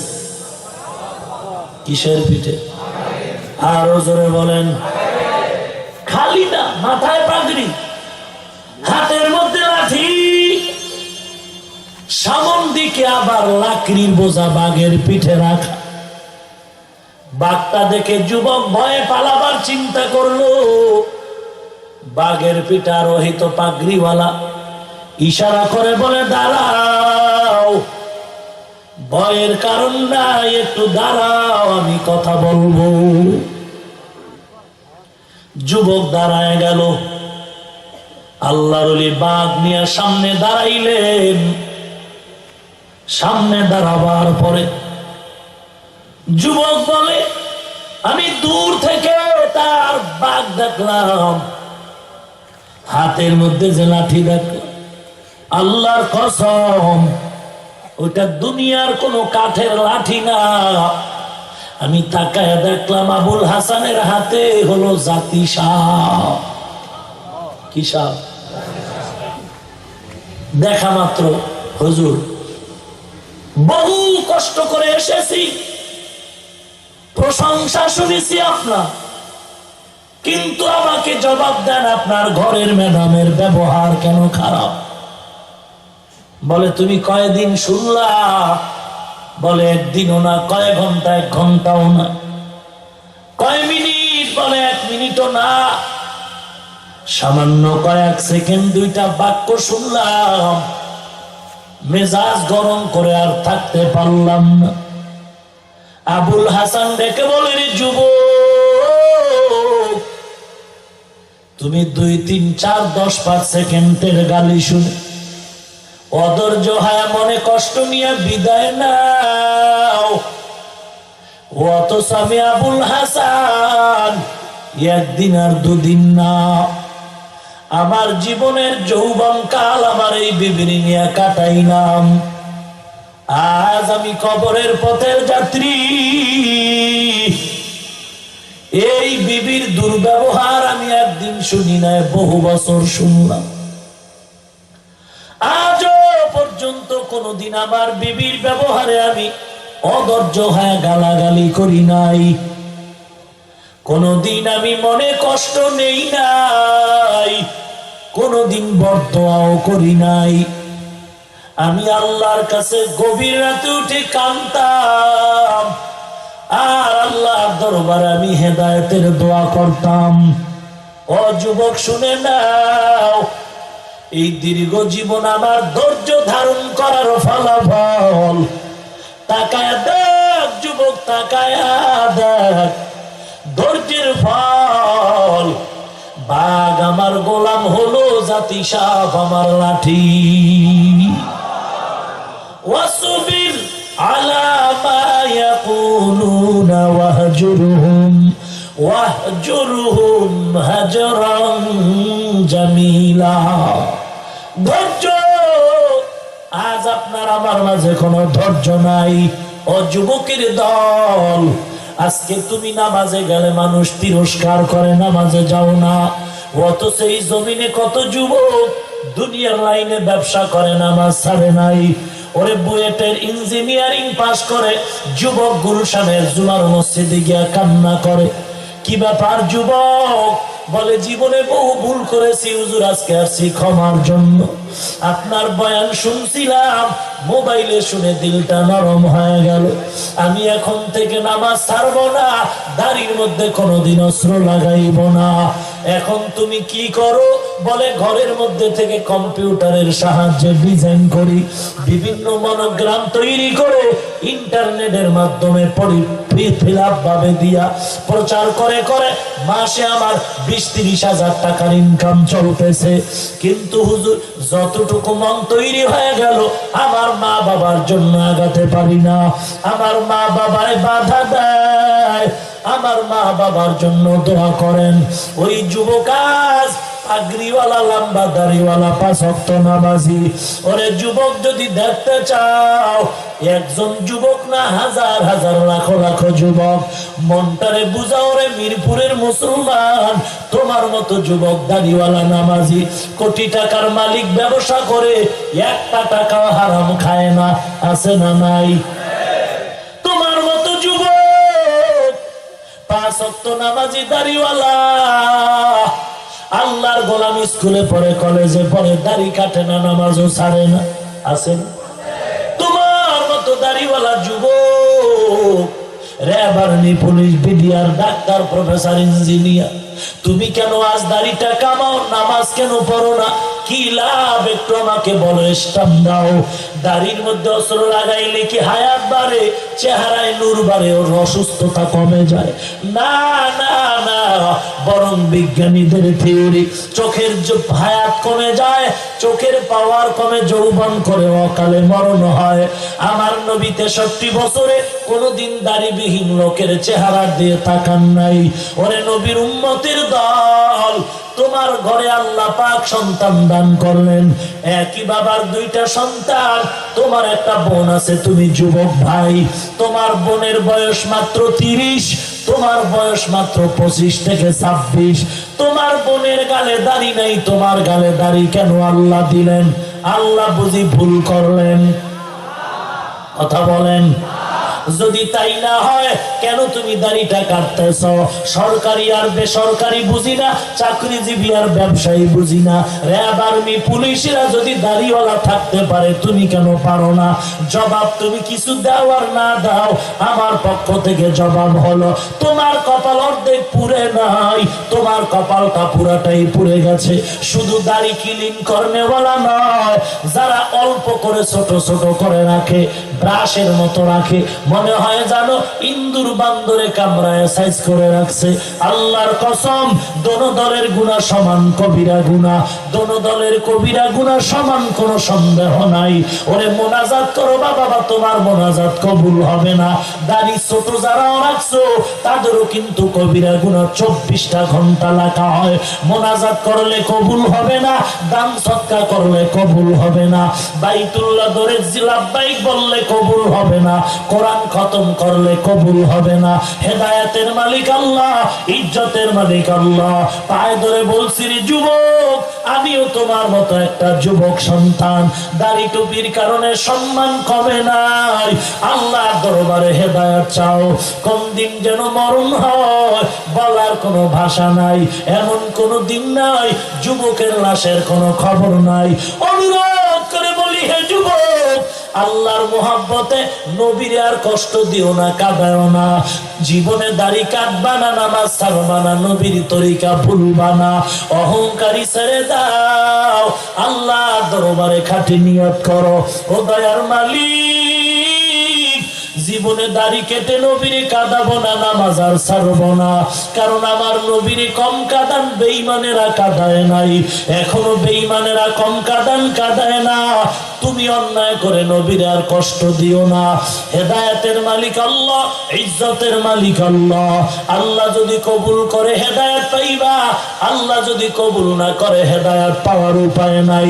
অতএব আমি পায়ে হাত রেখে বলবো, তোমার যুবক বন্ধু যদি মনে করো বন্ধু হিসাবে বলবো, যদি বলো পায়ে হাত দিলে দাড়ি কাটবা না, আমি তোমার পায়ে হাত দিতে প্রস্তুত আছি। অনুরোধ করে বলছি রে যুবক, জীবনের কল্লায় গলায় চুরি আসবে, মরে যাইবা, দাড়ি কাটবা না, নামাজ ছাড়বা না। অন্তর যদি ভালো হয় 5 ওয়াক্ত নামাজ পড়বা, দাড়িটা লম্বা করবা। অন্তরের নিয়ত যদি ভালো হয়, খাঁটি নিয়তে দুটো হাত আল্লাহকে দেখা দাও। নারে তাকবীর। আল্লাহ, আমার দায়িত্ব শেষ, আপনার কুদরতি হাতে সুপর্দ করে দিলাম, কবুল করেন, মঞ্জুর করে নেন। আয় আল্লাহ, দুনিয়ায় জিন্দেগীর শান্তি দান করেন, কামাই রুজি ব্যবসায় বরকত দান করেন। আয় আল্লাহ, দুনিয়ার সুন্নাতওয়ালা জিন্দেগি দান করেন। আয় আল্লাহ, হালাল বরকতি রিজিক দান করেন। আয় আল্লাহ, মুসিবত থেকে হেফাজত করেন আল্লাহ। আয় আল্লাহ, সুন্নতের উপরে মজবুত হয়ে চলার তৌফিক দান করেন। জিন শয়তান মানুষ শয়তান থেকে হেফাজত করেন। বেশি বেশি নেক আমলের তৌফিক দান করেন, বলেন আমিন। রাগ করলেন নাকি? কার বয়ান দিলাম? আমার। আল্লাহ কবুল করেন। আর আমি আপনাদের কাছে দোয়া চাই যুবক, আল্লাহর মোহাব্বতে আমিও দোয়া চাই, অহংকার মুক্ত জীবন চাই, ইখলাসওয়ালা উচ্চ মর্যাদা চাই। আপনাদেরই পাশে মাতুয়াইল যাত্রাবাড়ির কিনারায় মাদ্রাসার খেদমত করি। মাদ্রাসার জায়গা এ বিন্নুরি মাদ্রাসার মতো আমার মাদ্রাসায় জায়গায় স্থায়ী নাই। দোয়াটা চাই আল্লাহ যেন স্থায়ী জায়গার ব্যবস্থা করেন, বলেন আমিন। আরো জোরে বলেন। আর আগামী শুক্রবার 11 মার্চ মাদ্রাসার মাহফিল, বিশাল আয়োজন, আপনারা যাবেন। অলিপুরি সাহেব, মুফতি মিজান সাহেব, এরকম বড় বড় ওলামায়ে কেরাম, জুমার নামাজের পরেই আমার বয়ান, ধারাবাহিক বয়ান চলবে। আমি অন্তর ভরে দাওয়াত দিলাম, যাবেননি? রাজি আছেননি? মোনাজাতের পরে এখানে লিফলেটও আছে, প্রয়োজনে নিয়ে যাবেন। ভাড়া টাকা আবার চাইবেন, দোয়া করবেন। বিশাল আয়োজন, খরচও অনেক বেশি। কারো দিল যদি চায় দোয়া করতে অসুবিধা আছে? সহযোগিতাও করলে গুনাহ হবে? আল্লাহ পাক আয়োজনের ব্যবস্থা করুন। আরো জোরে কর আল্লাহ পাকে মাহফিল কবুল করে নেন, মৃত্যু পর্যন্ত দিনের উপরে মজবুত হয়ে চলার তৌফিক দান করেন, বলেন আমিন। আলহামদুলিল্লাহি রাব্বিল আলামিন।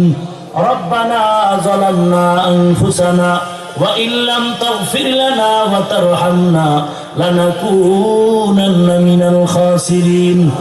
রব্বানা আতিনা ফিদ দুনিয়া হাসানাতাও ওয়া ফিল আখিরাতি হাসানাহ ওয়া কিনা আযাবান নার। মা বাবার জন্য প্রাণ ভরে দোয়াটা পড়ে, রব্বির হামহুমা কামা রব্বায়ানি সগীরা। আল্লাহুম্মা ইন্নাকা আফুউন তুহিব্বুল আফওয়া ফা'ফু আন্নি ইয়া আরহামার রাহিমিন, ইয়া আরহামার রাহিমিন, ইয়া আরহামার রাহিমিন। ইয়া আল্লাহ, মাহফিল কবুল করে নেন। আয় আল্লাহ, আয়োজনকারী এই মাদ্রাসা কর্তৃপক্ষ কবুল করে নেন, ওস্তাদ ছাত্র কমিটি মহোদয় কবুল করে নেন। এলাকার ঘরে ঘরে হেদায়েতের বাতি জ্বালায় দেন, আলোচনার ভুল ত্রুটি ক্ষমা করে দেন, সওয়াবটুকু নবীজির রওজা মুবারকে পৌঁছায় দেন। আদম নবী থেকে আজ পর্যন্ত যত মুমিন মুমিনাত কবরে সবার উপরে পৌঁছায় দেন। জীবনে একবারও যদি হয় সুন্দর কাবা ও মদিনা জিয়ারতের তৌফিক দান করেন আল্লাহ। ও দয়ার মালিক, এই ময়দান থেকে খালি হাতে ফিরায় দিয়েন, মেহেরবানি করে আপনার নামের ওলি বানায় ফেরত দেন আল্লাহ। আয় আল্লাহ, ওলামায়ে কেরাম, মুরব্বীরা, যুবক, ছোট বাচ্চা, পর্দার আড়ালে মা বোন, ব্যবসায়ী, চাকরিজীবী সবাইকে মাফ করে দেন। মাদ্রাসা কবুল করে নেন, স্থায়ী জায়গার ব্যবস্থা করে দেন। আয় আল্লাহ, হেদায়েতের ওসিলা বানায় দেন, সমস্ত মসজিদ গুলো কবুল করে নেন। আয় আল্লাহ, সারা দুনিয়ায় শান্তি দান করেন, বাংলার জমিন শান্তির জমিন বানায় দেন। আয় আল্লাহ, ঈমান আমল মজবুত করে দেন, প্রশাসনিক ভাবে যারা কাজ করে দিনের খাদেম বানায় দেন।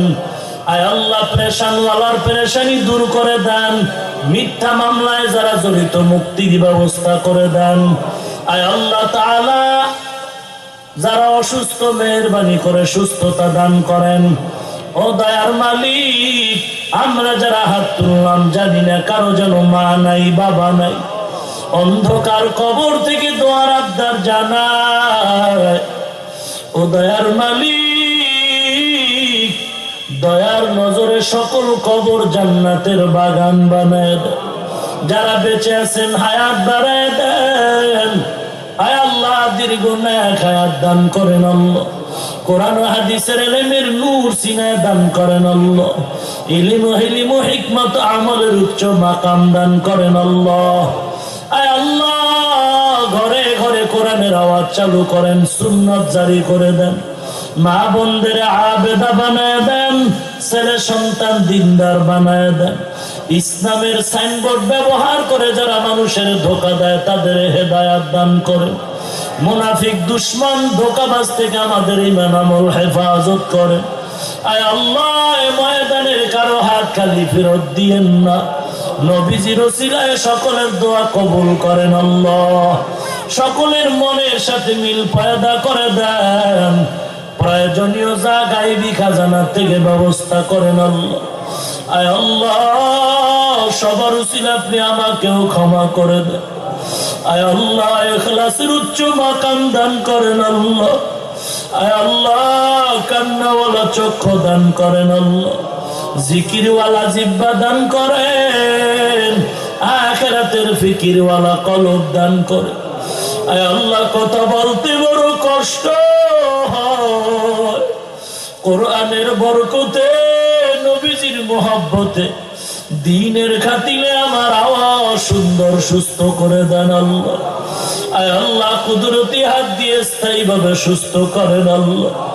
গুনার কারণে আর পরীক্ষায় ফলা শাস্তি দিয়ে নারে মালিক, আয় আল্লাহ কোরআনের বরকতে নবীজির উসিলায় সুস্থ করে দেন আল্লাহ। আয় আল্লাহ মাদ্রাসা কবুল করে নেন, আগামী শুক্রবার মাহফিল আপনি কবুল করে নেন। আসমানি মুসিবত জমিনি মুসিবত থেকে কুদরতি হাতে হেফাজত করে। আপনার দ্বীনের মেহমান বহু দূর দূর থেকে আসবে, খেদমতের ব্যবস্থা করে দেন। বহু অর্থের প্রয়োজন, গাইবী খাজানা থেকে ব্যবস্থা করে দেন। আয় আল্লাহ মাঠের ব্যবস্থা করে দেন। আয় আল্লাহ গাইবী খাজানা থেকে সব প্রয়োজন মিটায় দেন আল্লাহ। স্থায়ী জায়গার ব্যবস্থা করে দেন আল্লাহ। আপনার বান্দাদের দিলের মধ্যে দ্বীনের মোহাব্বত ঢুকায় দেন আল্লাহ। আপনি যদি দেন সময় লাগে না রে মালিক, বলতে জানি না, ভাষা নাই, গুনাহ করে জবানটারে নাপাক করে ফেলেছি রে মাওলা।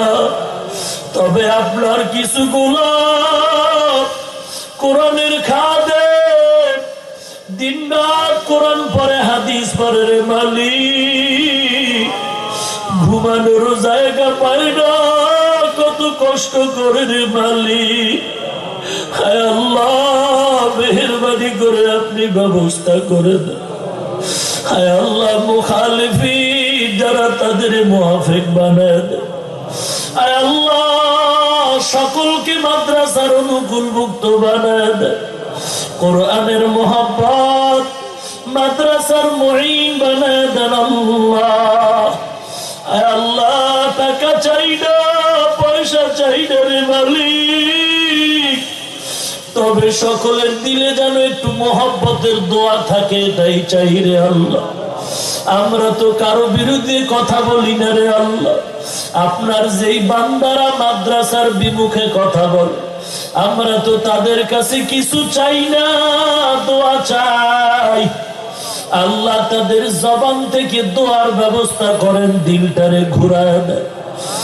আল্লাহ দুশ্মন বন্ধু বানায় দেন আল্লাহ, মাদ্রাসা মুখী করে দেন।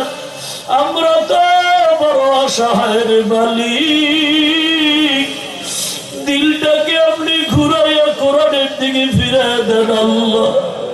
আয় আল্লাহ আমরা বড় অসহায়, আপনার কোনো অভাব নাই। আয় আল্লাহ তাআলা আমরা অভাবী, আপনি অভাব নাই। আমরা গরিব, আপনি ধনী। আয় আল্লাহ আমাদের মুমিন ভাই যারা সবাইকে দিনের খাদেম বানায় দেন। কারো জন্য আমাদের আদাওয়াতি নাই রে মালিক। আমরা তো সকলের পায়ে হাত দেওয়ার জন্য রাজি দিনের স্বার্থে। যারা বুঝে না দিনের হেদায়েতের বাতি কলমে জ্বালায় দেন আয় আল্লাহ। মাদ্রাসায় পড়ুয়া কত ছাত্ররা কষ্ট করে, দুনিয়াতে স্কুল কলেজ ভার্সিটি আর স্টেডিয়ামের জায়গার অভাব নাই, সরকার জায়গা দেয়। আমরা তো দুনিয়ার কারো কাছে হাত বিছাই নাই রে মালিক, আপনার কাছে তো জায়গার অভাব নাই। হায় আল্লাহ আপনি জায়গার ব্যবস্থা করে দেন রে। এই ছাত্ররা দুনিয়া চায় না, চাকরি চায় না রে মালিক, মাদ্রাসায় ভালো খানাও নাই, কষ্ট করে ডাউলের পানি খাইয়ে কোরআন পড়ে। এরপর যদি একটু ঘুমানোর জায়গা না পায়, আল্লাহ কষ্ট দিলে বানাইতে পারি না রে মাওলা, ছাত্রদের কষ্ট সহ্য করতে পারি না রে আল্লাহ। আপনি জায়গার ব্যবস্থা করে দেন রে মালিক। হায় আল্লাহ কত বান্দা জায়গা নিয়ে ঘুরে, হায় আল্লাহ মাদ্রাসার জায়গার ব্যবস্থা করে দেন আল্লাহ। আমার তালিবুল ইলম ছাত্র ভাইদের ভালো খানার জায়গার ব্যবস্থা করে দেন আয় আল্লাহ। গুনার কারণে আপনি রাগ করিয়েন না রে মালিক। কত বড় বড় কাফেরেরও আপনি ওলি বানাইছেন